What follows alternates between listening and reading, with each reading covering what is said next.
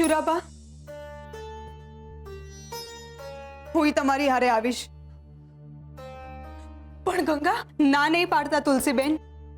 તમને હાથ જોડું છું. ભગત હારે જે કંઈ થઈ રહ્યું છે એની થોડી ઘણી ગુનેગાર હું મારી જાતને પણ માનું છું. મારે એમને મળવું છે. પણ ગંગા, તમે આમાં કઈ રીતના ગુનેગાર ગણાવ? હું ગુનેગાર તો છું જ ને. એક પત્ની તરીકે પોતાના પતિની કાળજી રાખવી, એની રક્ષા કરવી એ મારું કર્તવ્ય છે. ભગત તો ભજનમાં લીન થઈ ગયા હતા. એમનું ધ્યાન નો જ હોય એ સ્વાભાવિક છે. બહાર બધું કેમનું હાલે છે એ મારે ધ્યાન રાખવું જોઈતું હતું. હું પણ ભજનમાં લીન થઈ ગઈ અને એ કારણે જ આ બધું થઈ ગયું. ને હું ભગતને સાવચેત પણ ન કરી શકી. મને લઈ હાલો ને, મારે ભગતની માફી માંગવી છે. પણ ગંગા, આવી હાલતમાં અત્યારે સૌથી વધારે વહમી હાલત ભગતની છે. પણ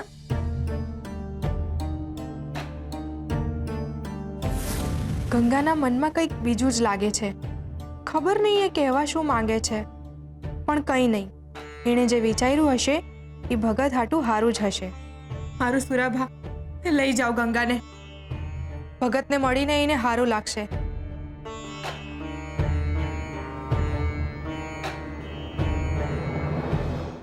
આ લોકોએ હું ઈશારા કર્યા એકબીજાને, લાગે છે અંદરો અંદર કાઈ રંધાઈ રહ્યું છે. પણ હું નક્કી આ લોકો મારા ભોળા વળને ખભે તમંચો મૂકીને કાઈ રમત કરી રહ્યા છે. મીઠી, કાઈ થઈ રહ્યું છે ને તને ખબર જ નથી? મારે જાણવું તો પડશે જ.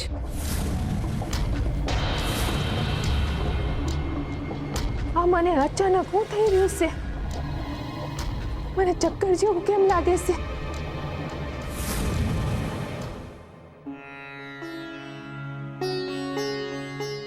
બા, હરિનું નામ લ્યો ને મારી હારે જમી લ્યો. બા, હરે કૃષ્ણ બોલો ને પેટનો ખાડો પૂરો. ગોરા, વાહ, હાથ લગી મેં તારી પાસે કાંઈ નથી માંગ્યું, પણ આજે માંગુ છું. આપીશ? બા, આપવા વાળો તો હરી જ છે. તેમ છતાંય માગને, હું જોયે છે તારે. જો બા, આ ઘડી બહુ કપરી છે. તું અટાણે સાહેબ સરકારના કારાવાસમાં છે અને અહીંયા હંધાઈ લોકો એના છે, એટલે તારા શબ્દે શબ્દ એના લગી પોગી શકે છે. અને તું જાણે છે કે સાહેબ સરકાર ઉપરવાળાનો વિરોધી છે.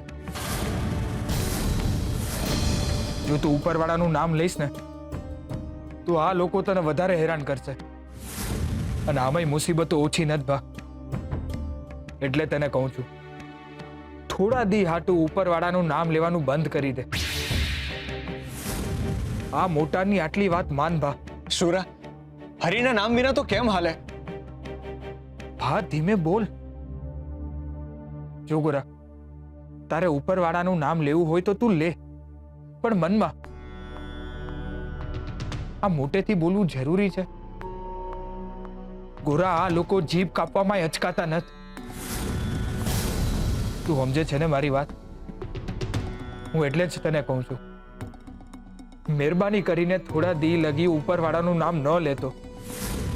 શુરા, તું નાહકની ચિંતા કરે છે, એવું કાંઈ નથી થવાનું. ભલે તને કાંઈ ના થવાનું હોય ભા, બસ તું ઉપરવાળાનું નામ નહીં લે. શું કામ ન લે? હરિનું નામ લેવું એ તો અંધાઈનો જન્મસિદ્ધ અધિકાર છે. એમ કઈ કોઈની બીકે ધર્મ ન મૂકી દેવાય.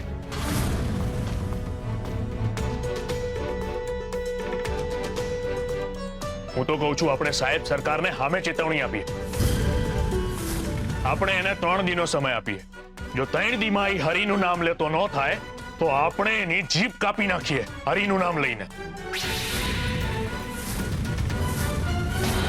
નાવાના, આ હું બોલો છો? આપણે એવું કામ કરવું જોઈએ? કેમ ન કરવું જોઈએ? એ જ કરે છે ને, એ લોકોની જીભ જ કાપી નાખે છે ને. તો જેવા હારે તેવા. તો ભા, ઈના મને આપણામાં હું ફેર રહેશે? આપણે એની જીભ કાપી નાખીશું તો એ હરિનું નામ કેમનું લે? ના ભાના, આ હિંસાનો કોઈ અર્થ નથી. આ પાપ કરવાનું વિચારવું ને એ પાપ છે. પાપ ઈ કરે છે એને મારીને તો પુણ્યનું કામ થાય. બાકી તો એ આમ જ એની સત્તા હલાવે રાખશે ને તમે અહીં કારાવાસમાં એકલા બેઠા બેઠા હરિનું નામ બબડે રાખશો. એ જીવ હોય પણ હિંસા તો ન જ કરાય. હિંસા તો પશુ પ્રકૃતિ કહેવાય, જનાવરનું કામ છે. એ તો ક્યારેક સારું કામ કરવા હાટું હિંસાનો હાથે પકડવો પડે. પણ હિંસાનો હાથ બહુ કપરો હોય છે ને સૌથી વધારે પીડા એ હિંસા પકડનારને મળે છે. અહિંસા એક જ મજબૂત હથિયાર છે. અહિંસા વિશ્વજીત જેવા અહંકારી અને ખૂંખાર માણસને ઈ અડે નહીં. જે માણસ જેવો હોય ને એને એની જ ભાષામાં જવાબ આપવો પડે. આ વિશ્વજીત હિંસાના હથિયારથી જ હાથ હેઠા મૂકે એવો છે. અહિંસાની ભાષા નહીં સમજે. વાહ, હું તો કહું છું આમ ડરીને બેઠા રહેવા કરતા થાવ ઉભા. ખોલો હાથ, ઉપાડો ખંજર, જાઓ એની પાસે ને કાપી નાખો એનું ગળું. એ પૂરો ને આ વાતે પૂરી. અરે ભા, હા તમે શું બોલો છો? ના ભા, કોઈ આવું નહીં કરે. પાપીને હળવા પાપનો રસ્તો ન પકડાય. અરે કેવા માણસ છો તમે? એવા સૂજ વિનાના અને અભિમાની માણસ વિશે આટલું બધું વિચારવાનું? જેને પોતાના જીવનનો માર્ગ નથી ખબર એને જીવતો રાખીને આપણે પોતે જ પાપ કરીએ છીએ. ભા, માણાનો આત્મા કોઈ દી મરતો નથી. પણ સડે તો છે ને. એ નરાધામનો આત્મા સડી ગયો છે. એની ગરદન કાપીને આપણે એના આત્માને મુક્તિ આપવી જોઈએ. ભા, એની આત્માની મુક્તિ હાટું આપણે પોતાની આત્માને હું કામ પાપમાં બોળવી જોઈએ? આપણી પાસે હથિયાર છે હરિના નામનું. ઈ હરિના નામના કોમળ હથિયારથી ઈ હરિમય થઈ જાય. આ શક્ય છે. લોઢું જ લોઢાને કાપે. ના ભા, એવું ન હોય. મને એમ કયો, બે તલવાર હામ હામે ભટકાય તો બેમાંથી એકે તલવાર પીગળે છે? નહીં ને. યુદ્ધ થાય ને ત્યારે બંને પક્ષો વિનાશ જ સર્જે છે. ને ભા, દુર્ગંધને દૂર કરવા હાટું સુગંધ ફેલાવી ઈ જ સાચો માર્ગ છે. આપણે હરિના નામનો માર્ગ અપનાવીએ. બસ હવે એક જ ઈચ્છા છે કે કોઈ પણ રીતે હરિનું નામ બોલતો થઈ જાય. પણ ભા અઘરું છે અને આમાં તારા જીવને પણ જોખમ છે. છતાં પણ આ કાર્ય તો કરવું જ રહ્યું. ભગત, તમે ચિંતા ન કરો, હું તમારી પડખે છું.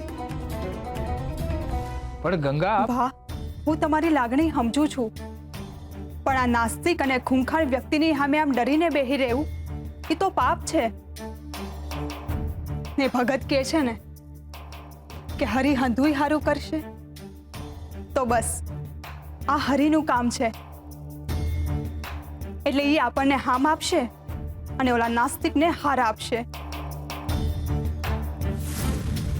ભગત, મારી પાસે બે ઉપાય છે જેનાથી લોકોના મનમાં હરિ વસેલા રહે અને સાહેબ સરકાર પણ હરિનું નામ લેતા થઈ જાય. હું વાત કરો છો? એવો તો કયો ઉપાય છે? જણાવો ને મને. ને હું અહીંયા અંદર બેઠા બેઠા એ ઉપાયનો ઉપયોગ કરી શકું? હા ભગત, તમે અંદર બેઠા બેઠા કરી શકશો ને બહારથી તમારી મદદ હું કરીશ. ભગત, તમારી પાસેથી ભજન ગાતા તો ન શીખી શકી, પણ આ રીતથી હું હરિની ભક્તિ તો શીખીશ જ. અને જણાવો ને શું ઉપાય છે? અત્યારે છે ને પાનખર ચાલુ છે અને તમને હરિનામ તો લખતા આવડે જ છે. હરિનામ લખતા નથી આવડતું ગંગા, મને ફક્ત હરિ લખતા જ આવડે છે. તો બસ થઈ ગયું કામ. સાહેબ સરકારે આપણને હરિનું નામ બોલવાની ના પાડી છે, વાંચવાની નહીં.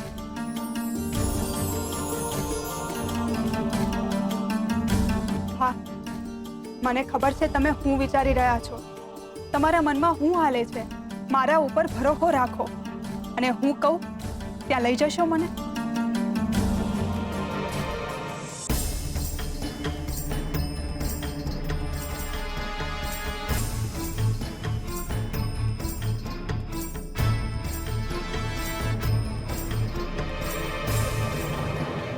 વાહ, તમે એ જ ને જેને હરિના પગલા દેખાયા હતા? હા, કેમ? વાહ, તમને લખતા વાંચતા આવડે છે? હા, થોડું થોડું આવડે છે. તો મારું એક કામ કરશો? કયું કામ?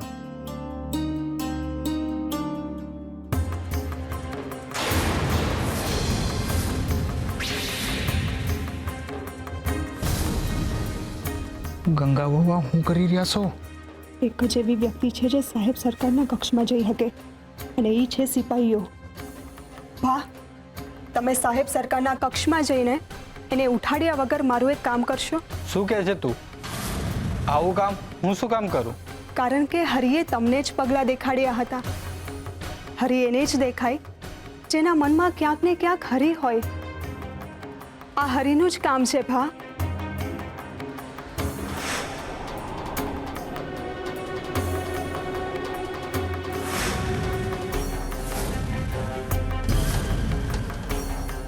જો બેન, આમાં મારો જીવ જઈ શકે છે. ને લોકોના હૃદયમાંથી હરિવયા જશે. ઈ ચાલશે?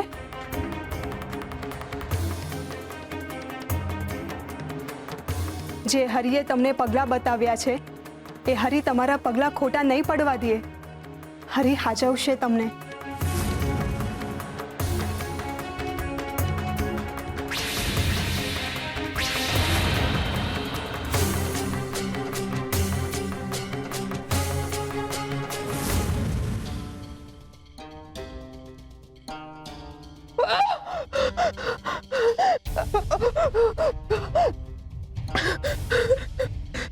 આવું થઈ રહ્યું છે મને. આટલી ગભરામણ કેમ થઈ રહી છે?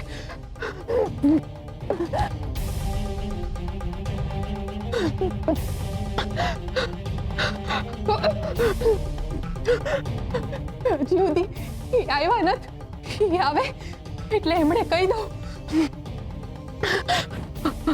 આવું થઈ રહ્યું છે મને.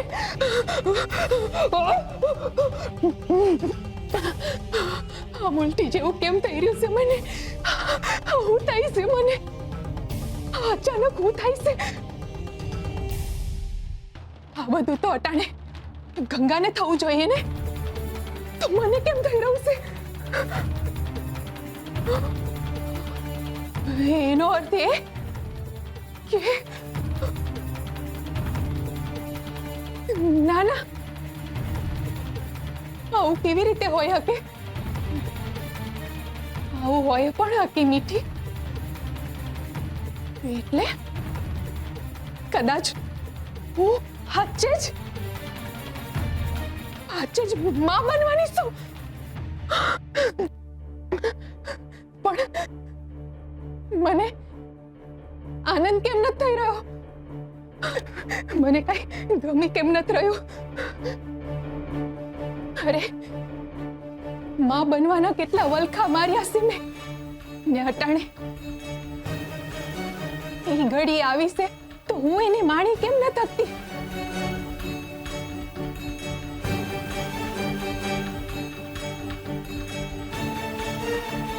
હજી સુધી આવ્યા નથી. જટ હવાર પડે ને ઈ પાછા આવે એટલે હું એમને દાયણ પાસે લઈ જવાનું કહું. પણ ઈ મારો ભરોહો કેમ ન કરે? પહેલા પણ જુઠ્ઠું બોલીશું એટલે એમને મારી વાત નહીં માની તો?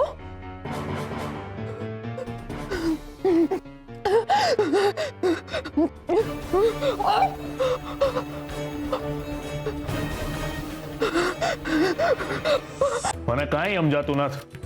આ શું કરી રહ્યા છો તમે લોકો? તમે લોકો સમય વેડફી રહ્યા છો, આનાથી કાંઈ થવાનું નથી. હા, સમય વેડફાય છે કે વપરાય છે એ તો હરી નક્કી કરશે. પણ આ કામ તો થઈને જ રહેશે, કારણ કે આ કામ હરીનું છે. તમે બસ મને અટાણે લખવા દ્યો. આલ્યો ભગત, આનાથી લખી દ્યો દરેક પાન ઉપર હરિનું નામ.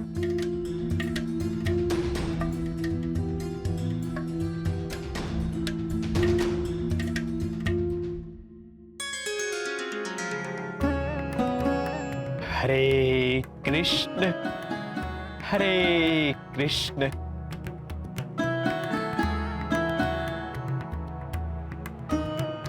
હરે કૃષ્ણ હરે કૃષ્ણ.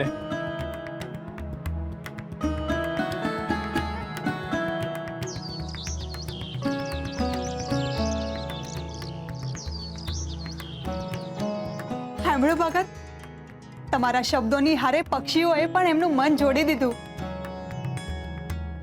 તમારા સાદમાં એ પણ એમના સાદ પુરાવા લાગ્યા. પરોઢ થવા આવી છે. ઈ તો આવવાની જ હતી. હરિનું નામ સાંભળીને હવાર તો સામે ચાલીને આવે. હા ભગત, પરોઢ થવા આવી એટલે તમારો ભજન ગાવાનો સમય થઈ ગયો.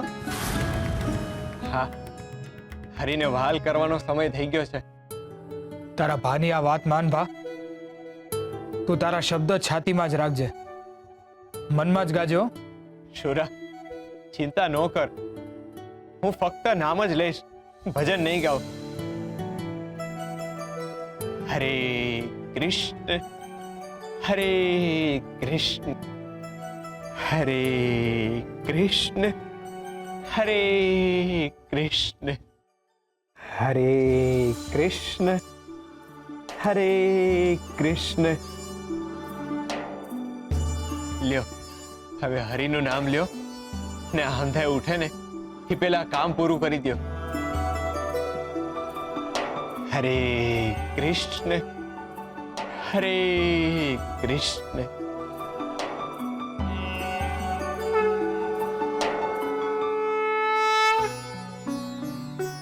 અરે કૃષ્ણ, અરે આ શું કરે છે ભીખુ? જીભ કપાવે છે કે શું? કોઈ જોઈ તો નથી ગયું ને? સાચવવું પડશે ભીખુ, નહીં તો કોઈ દી ભૂલમાં ને ભૂલમાં બોલાઈ ગયું ને તારે બોલવાનું ભૂલી જવાનો વારો આવશે. પણ એ નામ લીધા વિના હાલે કેમનું? નામ લઈએ તો જીભ કપાય, ના લઈએ તો જીભ કપાય.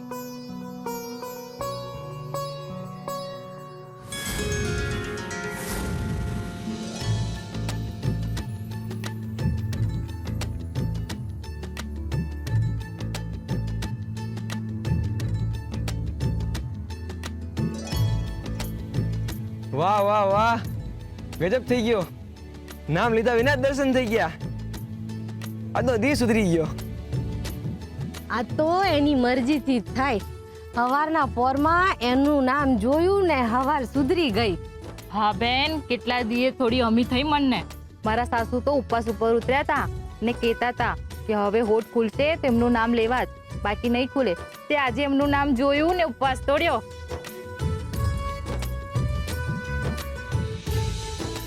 કેમ આટલા બધા ખુશ દેખાવ છો? તમને પણ પાન મળ્યું? તમને પણ મળ્યું? હા હા. લાગે છે હરિએ લાજ રાખી લીધી છે.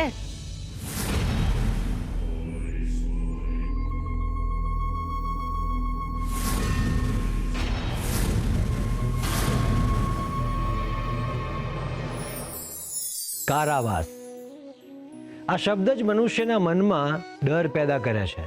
દરેક મનુષ્ય ખોટું કર્મ કરતા પહેલા કારાવાસની સજાથી ડરે છે. કેમ? કારણ કે કારાવાસની સજા એ મનુષ્યના જીવનને અંધકારમય બનાવી દે છે. કારાવાસ મનુષ્યને એકલો પણ બનાવી દે છે. અને એટલે જ દરેક મનુષ્ય કારાવાસની સજાથી ડરે છે. કારાવાસની સજા એ મૃત્યુની સજા કરતાં પણ વધારે ભયજનક હોય છે. પરંતુ ઘણા મનુષ્ય આપમેળે જ કારાવાસની સજા ભોગવી રહ્યા હોય છે. શારીરિક રીતે ભલે એ લોકો બહાર હોય, પરંતુ માનસિક રીતે એ લોકો કારાવાસમાં હોય છે. એમનું મન સતત અહંકાર, અજ્ઞાન, એકલતા અને અધૂરપના અંધકારમાં દબાયેલું હોય છે. જે મનુષ્ય અંદરને અંદરથી પીડાય છે એ મનુષ્ય બહુ જલ્દી અંદરથી મૃત્યુ પામે છે. યાદ રાખજો, જ્ઞાન અને જ્ઞાનીનો સાથ એ કારાવાસ તરફ જઈ રહેલા મનને જ્ઞાનના અજવાળે રોકી લે છે.